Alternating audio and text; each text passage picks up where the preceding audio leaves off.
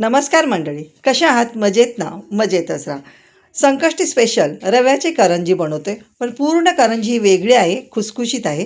त्यासाठी 1 चमचा तूप, 1 वाटी बारीक रवा 3 मिनटं भाजून घ्यायचा, 2 वाटी दूध मिश्रण एकजीव करायचं, 3 मिनटं झाकण ठेवून वाफ काढून घ्यायची.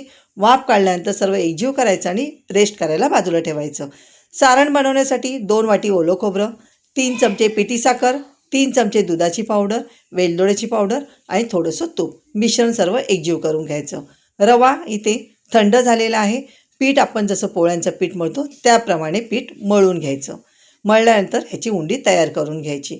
आता जे आपण सारण तयार करून घेतलेलं आहे त्या सारणाच्या लांबट अशा वड्या तयार करून घ्यायच्या. आता आपण इथे पोळी लाटून घ्यायची. पोळी लाटून झाल्यानंतर सारण त्याच्यामध्ये भरायचं. कडा चांगल्या दाबून घ्यायच्या आणि वाटीच्या साहाय्याने आकार द्यायचा, कारण एकसारख्याच एका वाटीच्या साहाय्याने आकार तयार होतो. आता इथे रव्याच्या करंज्या आपल्या तयार झालेल्या आहेत. दोन्ही बाजूनी मीडियम गॅसवरती खरपूस अशा कलर चेंज होईपर्यंत सोनेरी रंगावरती तळून घ्यायच्या. तळल्यानंतर ह्या करंज्या अशाहीच खाल्ल्यात तरीही छान लागतात, पण इथे मी साखरेचा पाक करणार आहे. 1 वाटी साखर, अर्धी वाटी पाणी, 1 तारी पाक तयार करून घ्यायचा.